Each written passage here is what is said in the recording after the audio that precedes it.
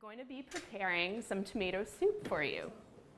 And this was a recipe submitted by Marjorie Matheson, another cancer survivor, who submitted this to the Canadian Cancer Society. So thank you, Marjorie, for your recipe. All right, and an interesting thing about this recipe is it calls for fresh tomatoes. So if your tomatoes are in season, that's a wonderful way to use them, especially if you have tomato plants, you'll have tons of them on the go. So that's great, but if you don't have fresh tomatoes, they don't tend to taste the best. So to go for the most flavor, you might want to get some canned tomatoes. However, if you're having that type of chemotherapy I was talking about that gives you that metallic taste in your mouth, having even canned foods can make that even worse. You can detect that metal flavor.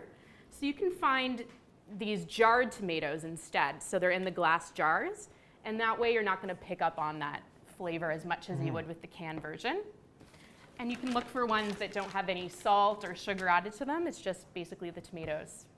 And this is another simple, delicious recipe, really easy to prepare. You can freeze this. This is a fantastic recipe. You can freeze it. So make a big batch, put it in the freezer, and then you have some tomato soup. Absolutely. It's a great one to prepare ahead before you receive your treatments so that you have some things on hand.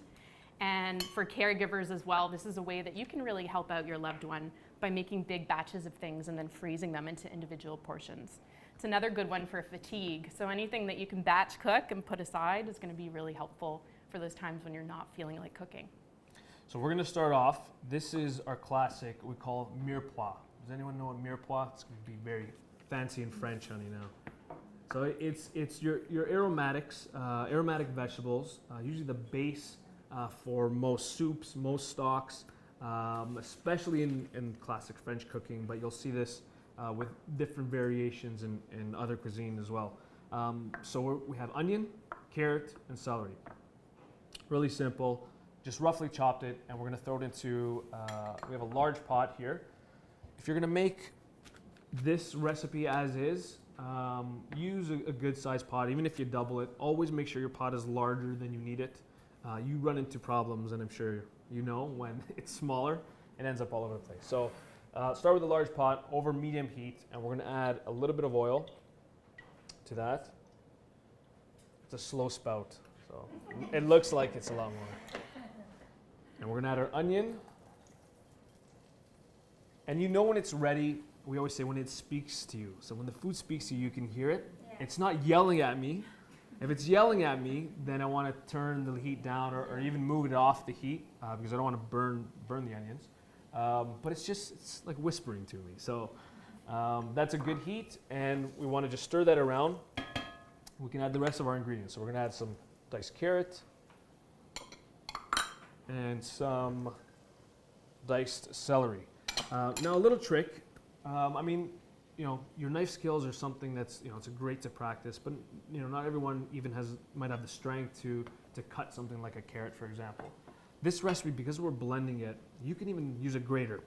I've done it before. It works really, really well. Box grater, grate your onion, grate your carrot, grate your celery, and then you throw it in and cook it the same way. Or if you have a food processor, that would be good too. Then you don't have to take the time to chop everything. You just throw it into your food processor in like bigger chunks and let it do the work for you. Absolutely.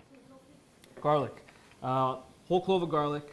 I don't usually chop up my garlic. I leave it whole and I just give it a nice crush. And like Chrissy suggests, let it sit for about 5 minutes after either you chop it or crush it. So crushed garlic, that's going to go in.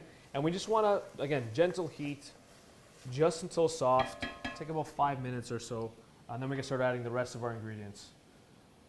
So we're going to assume that was quick 5 minutes.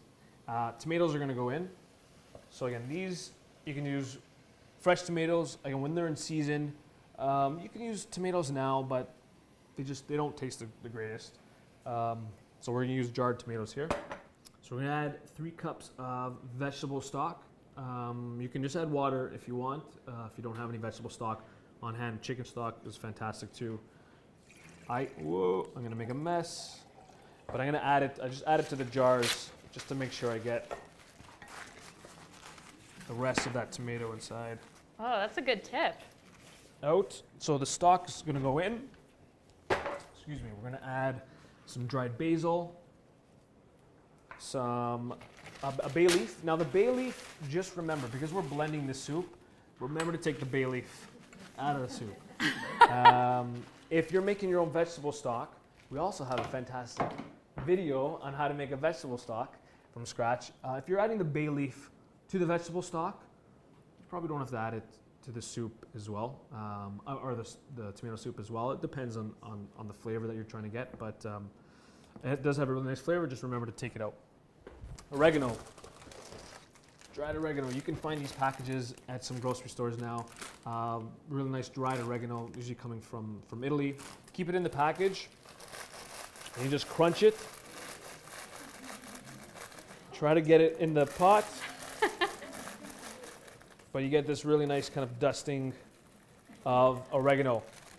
This stuff, if you just keep it nice and sealed, it's fantastic. It's a lot better than I find the jarred stuff. It kind of dries out, and the flavor just evaporates really quickly. This is really, really nice. So, and it's like $2 grocery store. Really, really good stuff.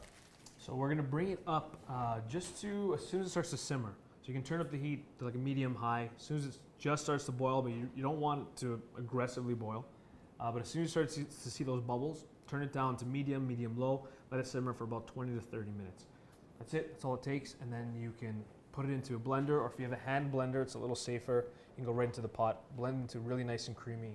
At that point, if you wanted to add like the skim milk powder, for instance, that would be the point that you want to add it. And you get this really nice creamy soup. Now what? And so this is the soup here after it's blended, and it has, because of the carrots and the onions and the celery, it has this really nice, can everyone see that? Beautiful color. I'm afraid to tilt it to show you. But it's got this beautiful, almost orangey color to it, delicious. You can finish it any way you want, a little bit of Parmesan cheese. I put a little step on there where you can actually make your own little Parmesan crisps, which are really, really nice to do. And all you do is just grate some Parmesan cheese, and just take about a tablespoon pinch and put it onto a baking sheet, parchment paper. And I'm gonna do that a few times. Get the rest of it on there. Just make sure it's in like a mound so that it spreads evenly. And then you can put it into the oven, 400 degrees for about 4 minutes. That's all it takes. And then let it cool. You can even add, I have some fennel here. This is kind of cool, and you just put, I like fennel, but you can even put chili flakes if you want it a little spicy, oregano, and those little fennel seeds will melt into the crisp, and then you'll get a bunch of these crispy cheese. I mean, you're really not gonna go wrong with that. And just a little bit, it's all you need, just to add a little bit of flavor. So we're gonna add, got one in the soup, some fresh basil. I have a little bit of fresh, I have the tiniest basil leaves I could find, but a little bit of fresh basil. It's all about presentation to improve your appetite, that's for sure.